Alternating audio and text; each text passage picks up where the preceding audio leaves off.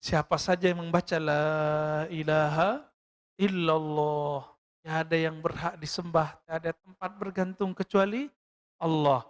Maka Allah belah langit, fataqas samawat. Allah belah langit semua, kalau Allah pandang orang itu dengan pandangan khusus, pandangan spesial. Sallallahu ala Muhammad Sallallahu alaihi wasallam. Maka jika berdoa, berdoalah sekedar bermanja-manja kepada Allah Subhanahu wa taala. Karena sebenarnya apapun yang kita butuhkan Allah sudah sediakan. Tapi ingat, banyak orang menginginkan sesuatu yang dia tidak butuhkan. Itu sebabnya Allah tidak beri. Allah hanya memberikan sesuatu yang kita butuhkan, bukan yang kita inginkan. Ciri-ciri orang dapat nikmat, dia diberi nikmat apa yang dia butuhkan. Lawan dari nikmat namanya istidraj. Apa arti istidraj? Istidraj itu dari kata daraj. Apa arti daraj? Azab yang disisipkan dalam nikmat, dalam pemberian. Bertambah pemberian, bertambah kedurhakaan. Ini ciri-cirinya. Bertambah nikmat, bertambah durhaka kepada Allah Subhanahu wa taala. Enggak usah jauh-jauh memikirkan nikmat itu hanya duit, rumah, pasangan, anak, enggak. Nikmat itu hidup ini. Maka nikmat dibagi dua. Masih ingat? Ada nikmat kita diadakan Allah. Ada nikmat kita tetap langgeng hidup kita sampai sekarang. Ini disebut dengan nikmat imdad. Yang pertama disebut dengan ijad. Bapak saudara makan Allah, siapa yang mengatakan la ilaha illallah dengan hatinya, dengan kolbunya. Lisannya membaca, kolbunya membenarkan. Apa kata Nabi SAW? Fataqallahu samawat.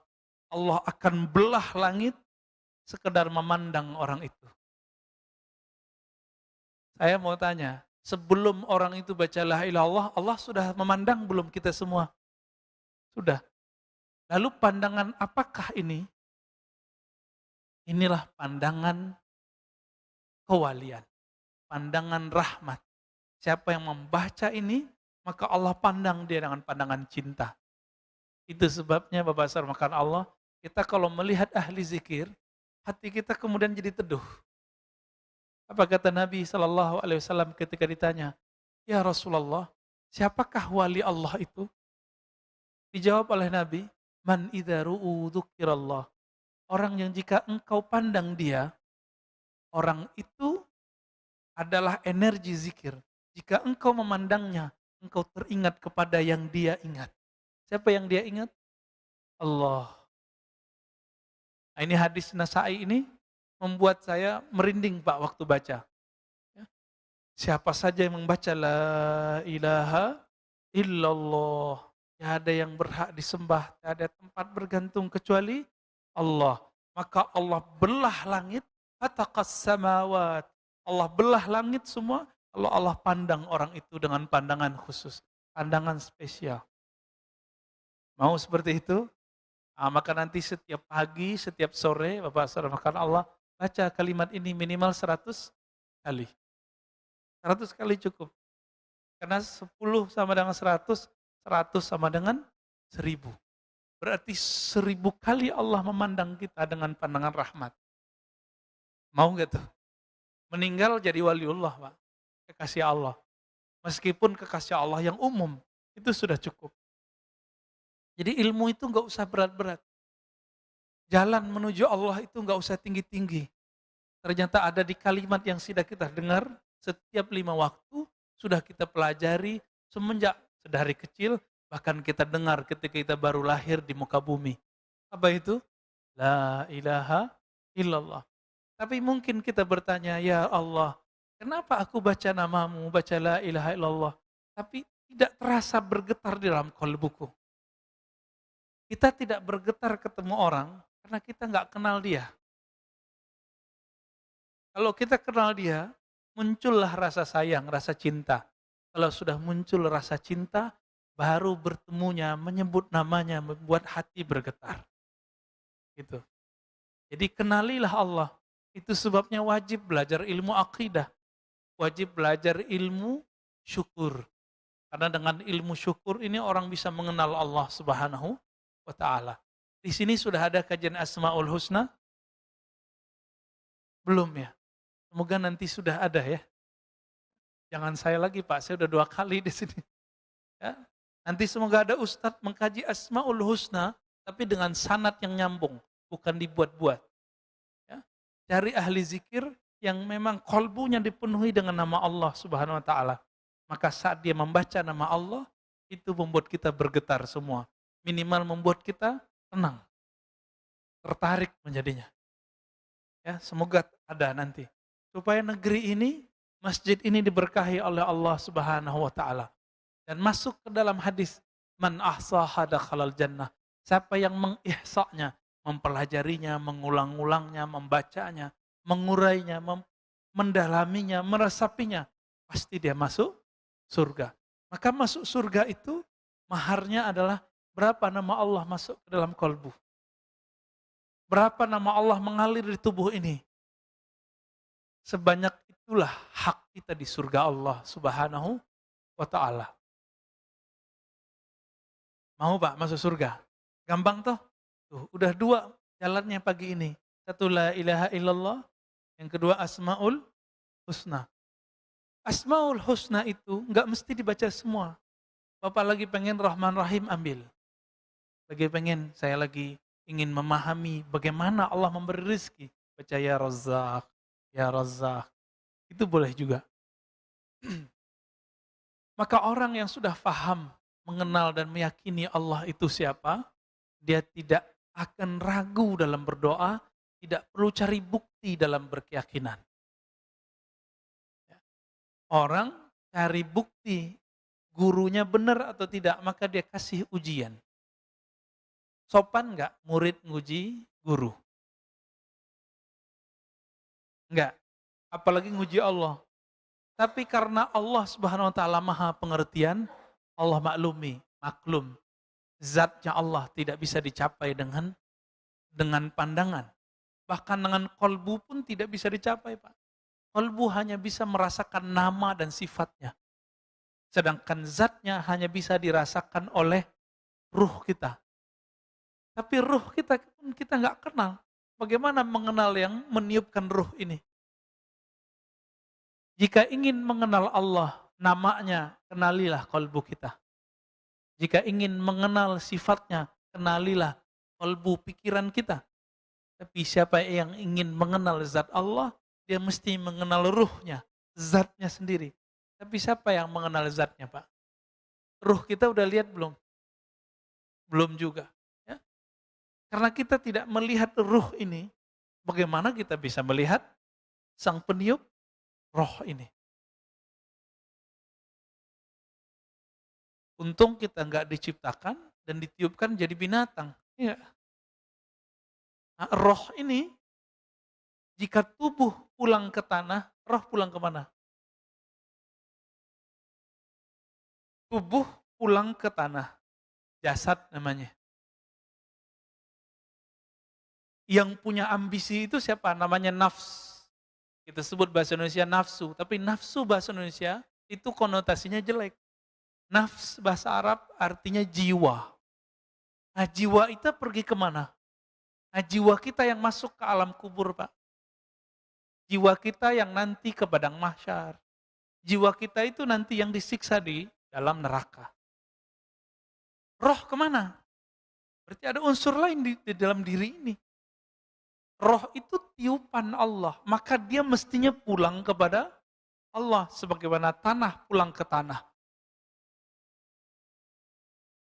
Ini Pak Mirwan pernah marah nggak Pak? Rasanya panas nggak? Kenapa panas? Emang ada apa? Ada api di dalam? Enggak ada. Kenapa kita bisa panas? Ternyata di Quran ada bahan dari tubuh kita ini disebut dengan salsal kal fakhar. Jadi tanah liat yang dibakar. Mirip-mirip seperti tanah apa yang buat rumah kita ini, Pak. Nah, bata itu kan dibakar. Jadi ada tanah humus, tanah hitam, ada tanah ini, ada tanah itu. Karena di tubuh ini lengkap semua bahan itu, maka ada unsur panas dalam tubuh ini. Ditambah dengan makanan yang dibakar, makanan yang digoreng, ya, yang ahli masak nih. Dan itu energi pindah ke makanan.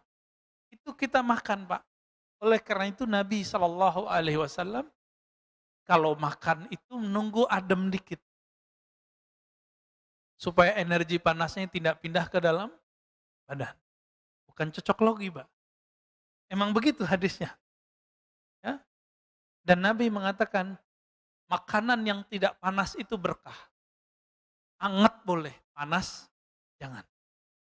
Dan benar, kita bertemu orang umur 80-an, giginya belum banyak yang rontok. Saya tanya, apa alasannya, apa pengalaman Bapak ini kok gigi masih utuh-utuh aja nih? Apa jawaban beliau? Saya tidak makan terlalu panas atau minum terlalu dingin. Gitu. Tantangan kita semua Pak ya.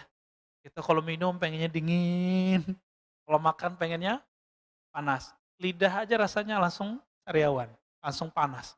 Apalagi gigi tuh. Ya. Apalagi perut. Coba lihat nih. Ternyata yang suka sambel dong bukan orang Sumatera Pak. Orang Sunda, orang Jawa Timur, aduh sambelnya Masya Allah. Ya, waktu kita pernah ada tugas dulu ke pelosok Bandung, itu nggak ada cabai merahnya Pak, adanya cabai rawit doang. Ulek. Ya. Kita makan itu, aduh saya guling-guling Pak ya. Pedesnya bukan main. Bukan berarti kita jadi pedes gara-gara itu, bukan ya. Baik. Jadi apabila roh ini tidak berpulang kepada Allah, maka kita belum selesai tugasnya. Belum sempurna inna lillahi wa inna ilaihi rajiun. Kita milik Allah, kembali kepada Allah. Yang Allah tiupkan itulah yang mesti harus kembali kepadanya. Ya. Apa kata Allah tentang Nabi Adam? Tatkala aku telah menyempurnakannya, sawaituhu. Lalu Allah mengatakan, nafakhtu fihi min ruhi. Aku hembuskan ke dalam tubuh Nabi Adam itu rohku. Roh ini yang disebut dengan inti kehidupan. Tapi roh ini sebelum dihembuskan ke dalam ini, maka tubuh ini kan banyak zulumatnya, banyak kegelapan, banyak sifat-sifat yang tidak baik di dalamnya. Ini seperti roh itu dicelupkan ke dalam kegelapan-kegelapan. Itu sebabnya roh kita ini disebut oleh Nabi, ad-dunya sijnul mu'min. Rohmu terpenjara di dunia. Yang memenjaranya bukan alam yang di luar ini, tapi tubuh ini. Roh itu tidak laki, tidak perempuan, maka roh tidak punya syahwat. Jadi roh kita bukan laki, enggak perempuan. Jadi rohnya Pak Haddad sama istrinya, Pak Haddad sama. Enggak laki, enggak perempuan. Tapi ketika dicelupkan ke dalam tubuh ini, baru dia bernama laki, bernama perempuan. Maka tidak ada namanya alasan. Ya, beberapa psikolog-psikolog yang menyesatkan umat, yang mengatakan bahwa hombreng-hombreng ya, itu dia perempuan tapi bertubuh laki-laki. Ini tidak benar. Dia nggak paham dia. Dia nggak mengerti alam rohani, komentar tentang alam rohani. Kenapa? Roh ini tidak laki, tidak perempuan. Kenapa orang kemudian jadi kemayu? Karena dia punya komunitas yang kemayu. Kenapa orang jadi keras? Karena dia punya komunitas yang keras. Makanya orang gunung itu dengerin orang pantai kaget-kaget Pak. Ya, rasa-rasa kena bentak terus. Ya. Orang tinggal besar di pasar, preman, itu dengan orang yang anak komplek kan beda. Kan beda. Karena perbedaan itu. Maka disebutlah orang-orang ini dengan bi'ah atau qarin, teman. Tapi kita punya qarin yang batin. Qarin dari kalangan jin. Besar kemungkinan orang-orang yang dia merasa dirinya beda dengan tubuhnya, itu karena qarinnya berbeda. Dia laki, tapi qarinnya perempuan. Maka dia menjadi banci. Sebaliknya begitu. Ya, ini penjelasan beberapa masyayikh kita. Tapi ilmu ini tidak dijelaskan secara detail di dalam syariat. Ya. Nabi hanya mengatakan ketika Aisyah berseloroh, ente enak Rasulullah. Ya. Apa yang kata Nabi? Iya, setanku sudah diislamkan oleh Allah. Korinku sudah diislamkan oleh Allah. Jadi Nabi jangankan korinnya, setannya Islam, Pak. Beruntung yang jadi setannya Nabi. Kita lahir, itu ada puluhan bahkan ratusan syaitan lahir bersama kita. Tapi juga ada puluhan malaikat membersamai kita. Namun juga ada qarin. Nah, qarin ini satu biasanya. Qarin ini jika ada, dia biasanya agak iseng. Ya, ada yang jahat. Maka qarin ini perlu diislamkan. Tapi kalau setan kita nggak bisa diislamkan. Hanya setannya Nabi yang bisa diislamkan. Atau setannya para nabi, para wali-wali besar. Ya. Dan terakhir Imam Al-Mahdi itu setannya mungkin bisa diislamkan. Tapi setan kita nggak bisa diislamkan. Maka bagaimana caranya supaya kita tidak diganggu oleh setan itu?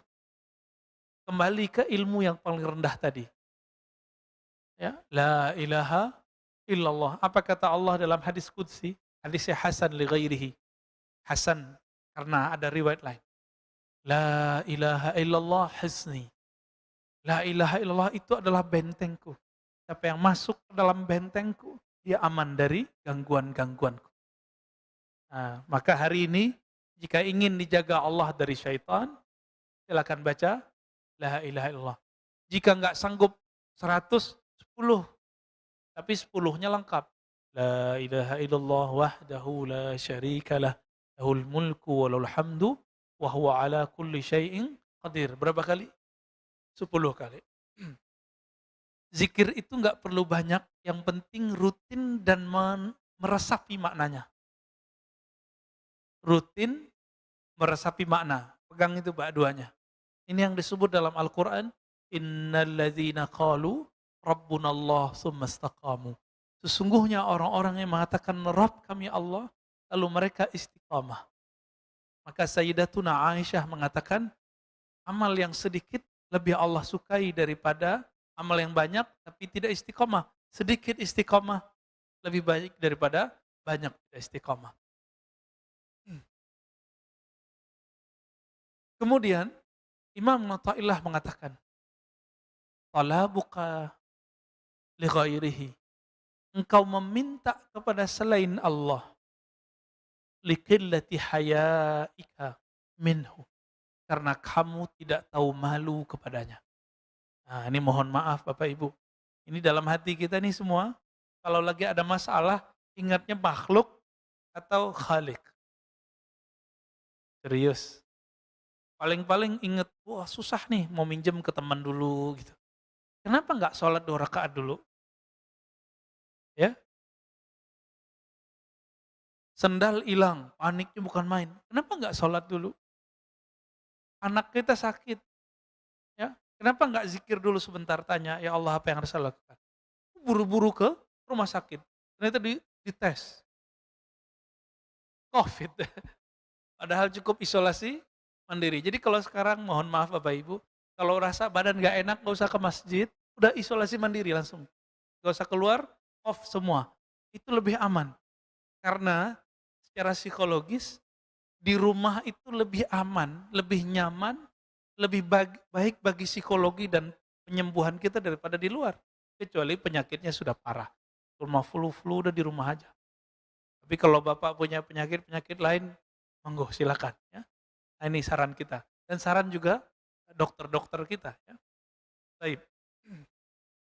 Jadi orang yang ketika ada masalah, ketika ada kebutuhan, terus minta kepada selain Allah.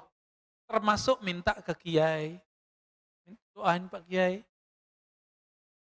Menurut kita baik ya? Menurut kita sih baik. Tapi kenapa kita minta kepada kiai? Karena kita nggak yakin sama doa kita.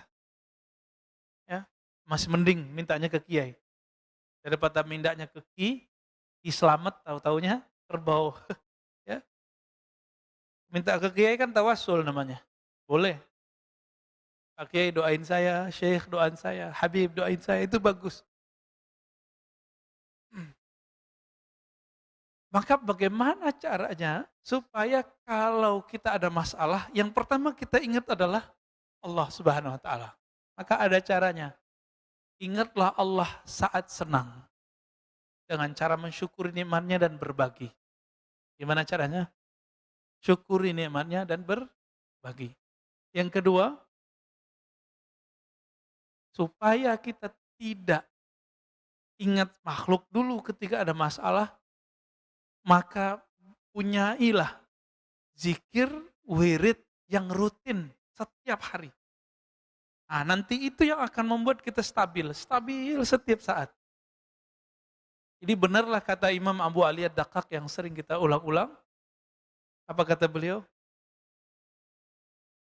Ad-du'a silahul murid.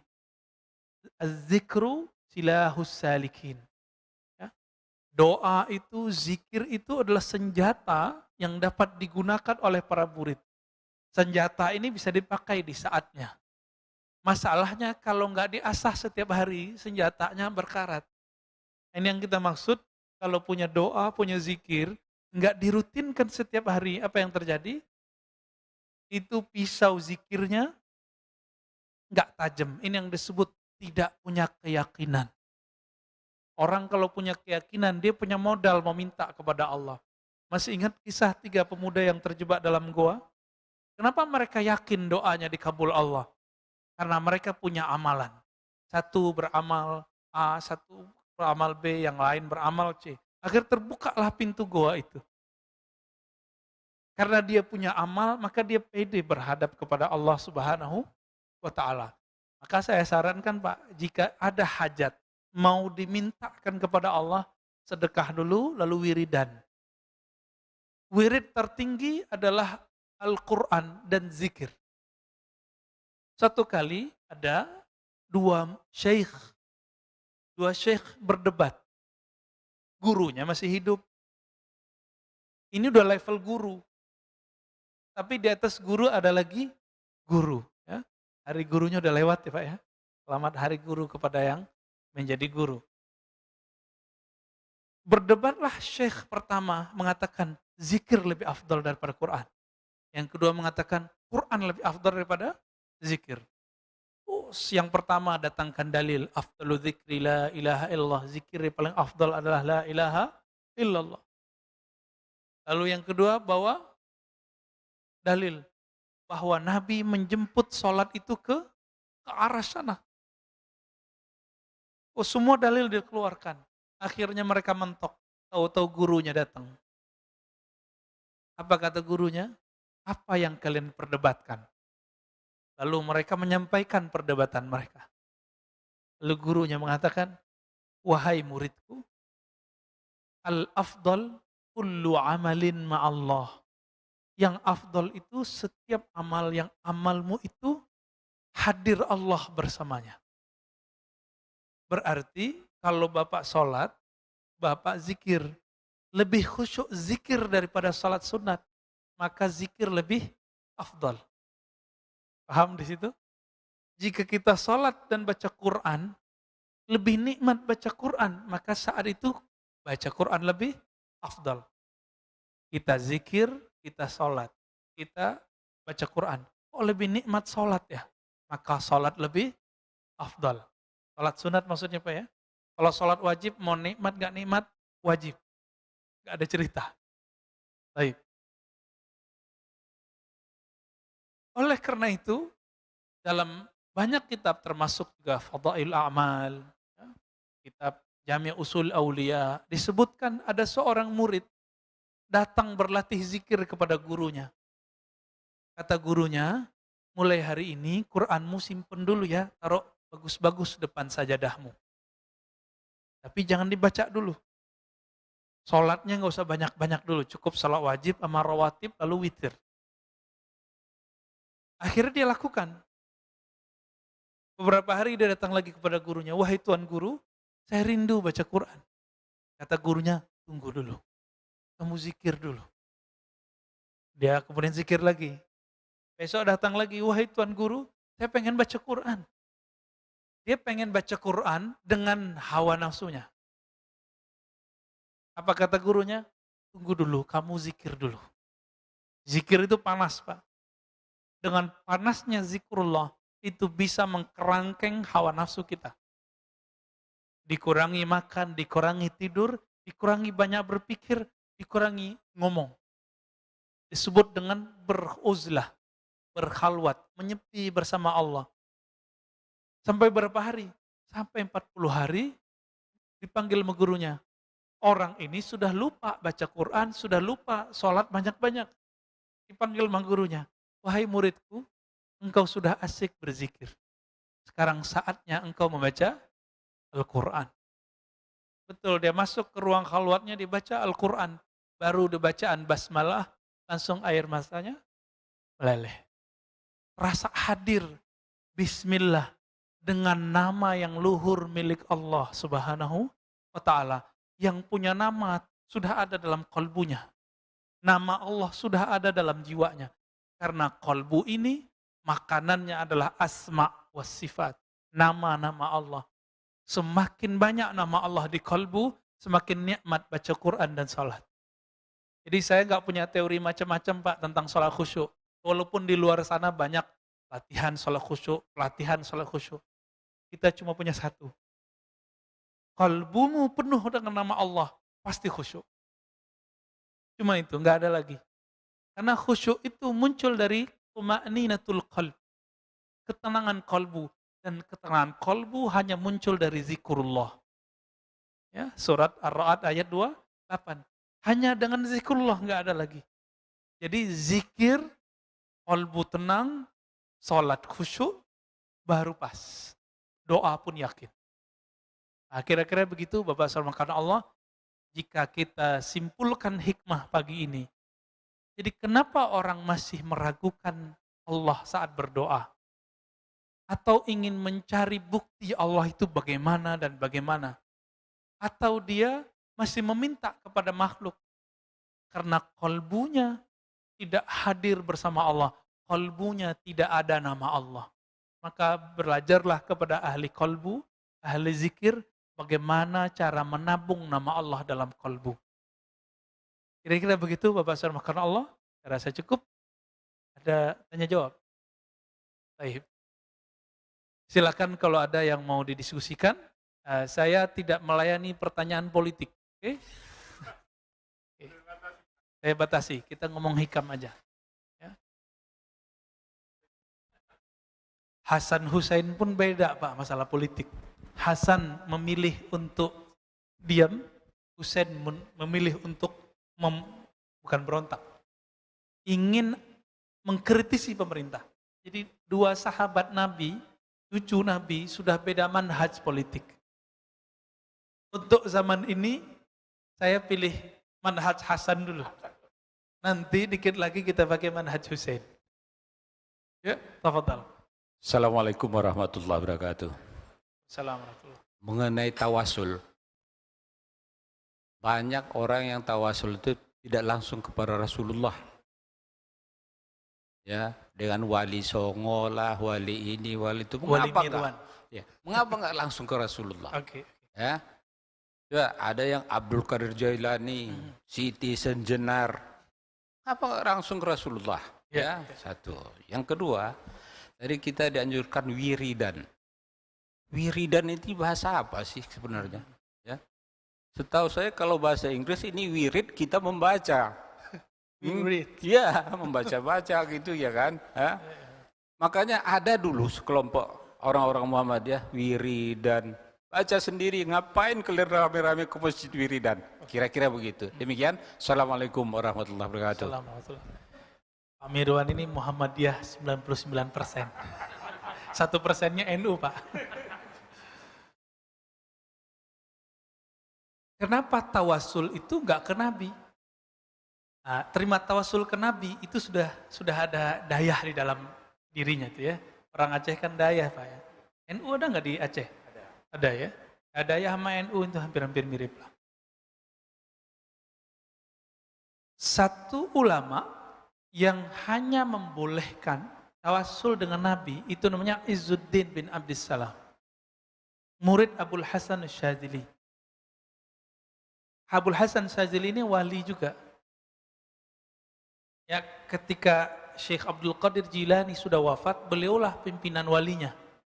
Nah, salah satu muridnya yang ahli fikih, ahli hadis namanya Izzuddin bin Abdis Salam.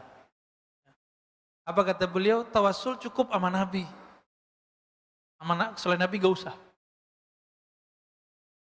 Tapi satu kali Abul Hasan Syadzili yang setiap tahun pergi haji dan ziarah kepada Nabi, beliau kemudian secara rohani bertemu Rasulullah, baik di mimpi atau di luar kita nggak tahu.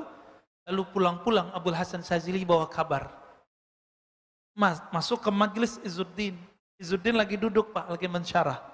Ketika diminta Izzuddin untuk Abul Hasan Syadzili untuk menjelaskan kalam-kalamnya, sebelumnya dia buka dengan penjelasan, "Wahai Izzuddin, aku bertemu secara rohani dengan Rasulullah dan Rasulullah mengucapkan salam kepadamu."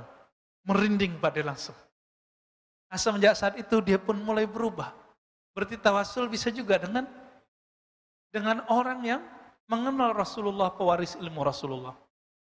Yang kedua, Syekh Ibnu Taimiyah, Imam Salafi. Beliau membolehkan tawasul dengan Nabi. Tapi bedanya apa dengan Izzuddin? Izzuddin mengatakan bertawasul dengan Nabi, baik dengan cinta atau dengan zatnya Nabi. Bertawasul dengan diri Nabi, itu boleh menurut Imam Izzuddin. Tapi Imam Ibnu Taimiyah dengan hadis yang sama, mengatakan tidak boleh dengan diri Nabi.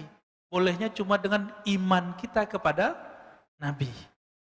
Ibnu Taimiyah. Tapi nanti datang Salafi di akhir zaman, Syekh Albani, Syekh bin Baz, mengharamkan tawasul secara mutlak. Beda lagi dengan imamnya. Ya, Pak Mirwan yang mana nih? Ya. Adapun jumhur ulama ahlu sunnah di Mekah, dulu ada namanya Sayyid Ahmad Zaini Dahlan. Imam-imam kita dari Indonesia, ya, Syekh Mahfud Tarmasi, ya, Ahmad Khatib Minangkabawi, itu berguru kepada beliau. Sayyid Ahmad Zaini Dahlan. Tapi lebih banyak berguru kepada Bakri Syata, pengarang kitab I'anatul Talibin. Ini mereka termasuk juga ayah Buya Hamka, Syekh Abdul Karim, ya. Abdul Malik, Abdul Karim. Abdul Karim Amrullah, ya. Ini mereka ini berguru kepada Sayyid Ahmad Zaini Dahlan yang mengatakan bahwa tawassul dengan Nabi ataupun dengan selain Nabi yang mereka orang-orang soleh itu boleh dengan keyakinan mereka adalah pewaris Nabi Sallallahu Alaihi Wasallam. Maka oleh Sayyid Muhammad Alawi Al-Maliki, imam di Mekah, beliau ayahnya, kakeknya itu pengajar di Mekah, Pak. Tapi tahun 80-an karena persoalan tawassul dan masalah solawat-solawatan, beliau tidak boleh ngajar lagi di Mekah. Di Masjidil Haram. Apa namanya? Sayyid Muhammad Alawi Al-Maliki. Bahkan ada ustadz muda di Indonesia berani kurang ajar menyebut beliau. Apa katanya? Sayyid Muhammad Alawi Al-Maliki itu taghut, musyrik. Apa kata dia?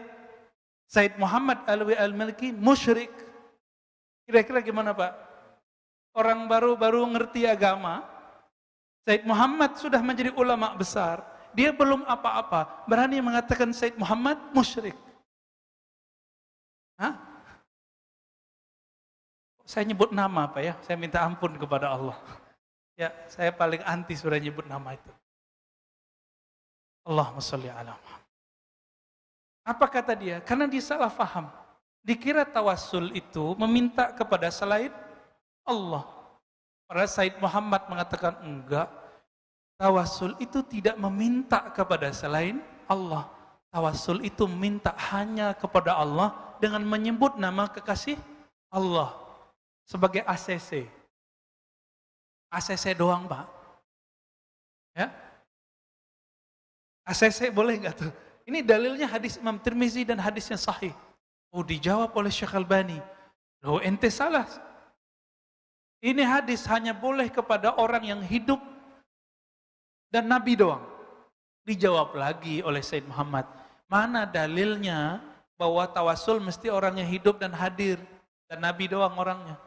Enggak ada. Itu hanya pemahaman Syekh Albani. Pemahaman yang dikultuskan.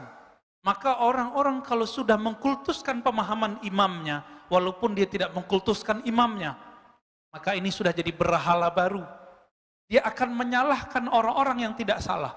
Dia akan menganggap syirik orang-orang yang tidak syirik. Paham di situ? Ya. Said Muhammad, beliau ayahnya, kakeknya itu mufti Mekah. 80-an Pak, tahun 80-an masih ngajar di Mekah. Tapi karena orang-orang ini, ya, Ibnu Mani, ya, dia nulis buku kesesatan Said Muhammad dan di situ disebut Said Muhammad sebagai taghut Makkah, berhala Makkah. Bayangkan, keturunan Rasulullah, ahli hadis, hafal ribuan hadis. Kalau versi Said Agil Munawar, murid beliau, itu murid beliau, Pak. Jadi nggak usah jauh-jauh nyari guru. Itu Said Agil Munawar, orang sini, bener orang sini. Ya. Maka beliau kalau ngajar Riyadhus Shalihin pakai kitab gak, Pak? Udah apal beliau. Ya. Dan beliau bersaksi ya ke kita di kelas dulu bahwa itu Said Muhammad hafal kutubus sittah. Saya tidak tahu maksud hafal itu apakah hafal semua atau hafal secara maknawi. Said Muhammad Alawi Al-Maliki punya kitab judulnya Mafahim Yajibu an Tusahhah. Pemahaman-pemahaman salafi wahabi yang mesti diluruskan. Itu judulnya. Ulama Mekah. Yang kita tahu kan Mekah cuma Sudais doang. Syuraim. Ya. Ya. Kita nggak tahu ulama-ulama yang dibalik itu. Ada Syekh Ismail Zaid. Ada ulama kita orang Indonesia. Tapi gurunya Said Muhammad. Namanya Syekh Yasin Al-Fadani. Orang Sumatera, Pak. Said Muhammad keturunan Rasulullah setiap hari Rabu atau Selasa malam Rabu, kata Syekh Ahmad Marwazi, itu ngaji ke sana setoran kitab, baca hadis, dengerin riwayat-riwayat dari beliau. Jadi orang kita jadi ahli hadis. Bahkan Syekh Ali Jum'ah jadi mufti ya, di Mesir, mufti sebelumnya, itu beliau mengatakan, Syekhi, guruku Syekh Yasin Al-Fadani. Dia menyebut orang kita dengan syekhi. Gimana tuh? Ya, kita nggak pede sama orang kita. Ya, ilmu itu sekarang udah diboyong semua ke negeri ini. Jadi sanadnya Said Muhammad, sanadnya Syekh Yasin, sanadnya para masyayikh, Hasan Masyad, itu sudah dibawa apa ke sini? Syekh Ismail Zain, murid-muridnya di sini. Di Mesir ada Syekh Yusri, ada Syekh tadi Ali Jum'ah, ada Abdul Bais Katani. Kita cek orang kita juga, Pak. Ini mau orang Indonesia ini kemana-mana ngajinya luar biasa. Bahkan saya kaget, Syekh Umari, di zaman yang saya berpikir orang kita nggak ketemu beliau, ternyata udah ketemu beliau. Tapi beliau nyandain kita, Pak. Apa kata beliau? Orang Indonesia, katanya, kalau bilang, ana azhabu ilal makkati. Itu kalau yang ngerti bahasa Arab salah tuh. Mekah nggak boleh pakai alif lam. Ana azhabu ilal makkati. Yang benar gimana? Ana zahibun ila makkata. Kalau ke Madinah, kata beliau orang Indonesia, ana azhab ila Madinah. Padahal ilal Madinah. Ya, kebalik-balik. Itu dicandain.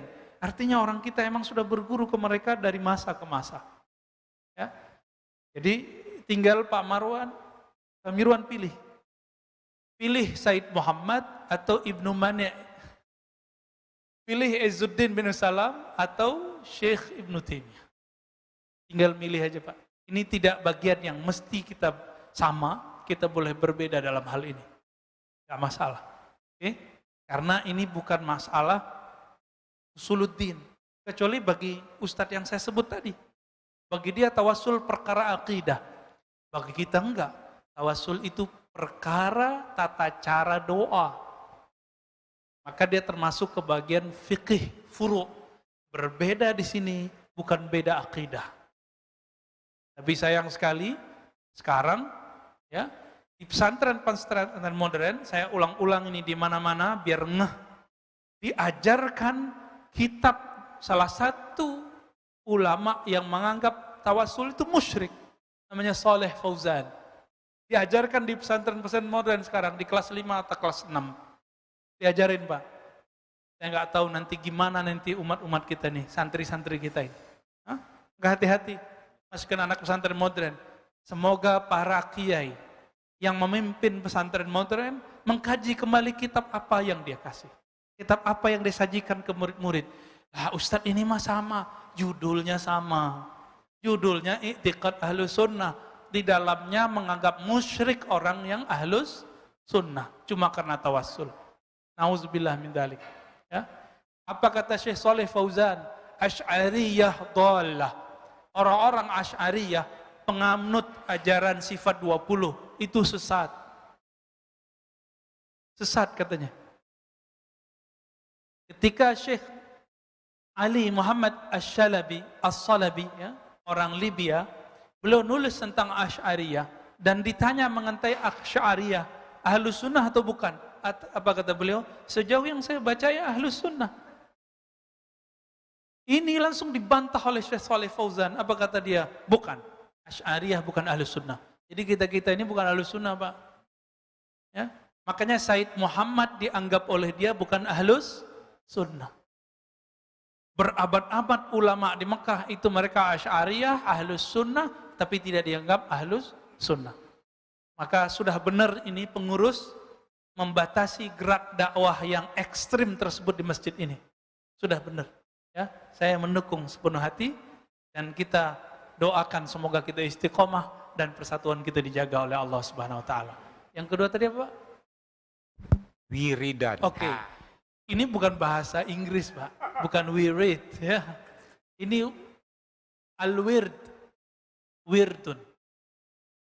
Warada yaridu. Asal katanya sama dengan itu. Apa arti wird? Wirid itu zikir yang sudah dilanggengkan. Sholatkah, puasakah, sedekahkah, silaturahmi itu jadi wirid semua. Bahkan tidur yang digunakan untuk bisa tahajud itu wirid. Mau nggak tidurnya jadi wirid? Maka mulai malam nanti atau siang nanti kalau tidur siang, niatkan supaya kuat bertahajud. Maka tidurnya dihitung wirid, Pak. Dari mana kita tahu ini? Dari Nabi SAW. Nabi mengatakan, bantulah qiyamul lailmu dengan qailulah. Dengan tidur sejenak siang hari. Bukan qaithurah, Pak, bukan tidur panjang. Yang kedua, Abul Hasan Syadzili, guru Izzuddin. Abul Hasan ini kakek gurunya pengarang hikam. Makanya nyambung sudah ya. Apa kata beliau ke muridnya, khadamnya? Wahai muridku, jangan ganggu aku dari wirid. Lalu Abul Hasan Syadzili tidur, ngorok lagi Pak. Muridnya karena patuh jadi gak diganggu. Tapi kemudian dia bertanya-tanya di hatinya, pertanyaan besar muncul di kepalanya. Katanya mau wirid kok tidur. Makanya guru-guru kadang-kadang aneh-aneh Pak. Guru-guru itu kadang-kadang aneh, benar-benar aneh. Dan kita nggak boleh ingkar, kita dalam hati bertanya boleh, tapi jangan ingkar. Bertanya aja, nanti saat yang tepat kita bertanya. Bangun beliau, wudu, zikir, selesai zikir ditanya, wahai Tuan Guru, katanya engkau mau wirid, kenapa tidur? Apa jawaban Imam Syadzili? Tidurku adalah supaya qiyamul lail dan wiridku kuat. Maka tidurku adalah wiridku. Dicoba nih, mulai hari ini, malam nanti, Ketika mau tidur, katakan, aku berniat untuk qiyamul lail, untuk zikir malam ini. Maka itu sepanjang malam Allah hitung berwirid. Walaupun tertidur. Wah enak nih ya. Walaupun ketiduran Pak, bangun-bangun udah azan, gak apa-apa. Nanti langsung setelah pulang dari masjid, qadha salat witirnya, baca wirid-wiridannya yang ketinggalan. Cara istiqomah cuma satu, mengqadha yang ketinggalan. Kalau kita nggak qadha yang ketinggalan, siap-siap bolong besok ya. Baik, ada lagi? Sudah? Masih ada? Baik, cukup ya? Oke. Baik Bapak Ibu yang makan Allah, semoga kalbu kita selalu hadir bersama Allah, banyak menyebut nama Allah, berlatih mengenal Allah Subhanahu wa Ta'ala. Mari kita berdoa dengan dua kalimat, Allahumma ya Rahman ya Rahim, wahai yang maha pengasih, wahai yang maha penyayang, ya Rauf, ya Rauf, ya Rahim. Allahumma rzuqna hubbak, ya Allah berikan kami cintamu. Waj'alna mimman ahbabtahu, jadikan kami orang yang engkau cintai. Warzuqnal amal alladhi yuballighuna ila hubbik. Ya Allah, berikan kami keistiqomahan satu amalan yang membuat kami sampai kepada cintamu, yang membuat engkau jatuh cinta kepadamu, sehingga pendengaran kami adalah pendengaranmu, sehingga pandangan kami adalah pandanganmu, gerak kami semuanya dengan ridhamu. Allahumma jma'na ma'a nabiyikal Mustafa Muhammad sallallahu alaihi wasallam. Ya Allah, kumpulkan kami dengan nabimu, Nabi Muhammad sallallahu alaihi wasallam, di jannatil firdausil a'la, di surga firdausmu yang sangat mulia. Rabbana atina fid dunya hasanah wa fil akhirati hasanah wa qina adzabannar. Walhamdulillahirabbil alamin. Terima kasih. Assalamualaikum warahmatullahi wabarakatuh.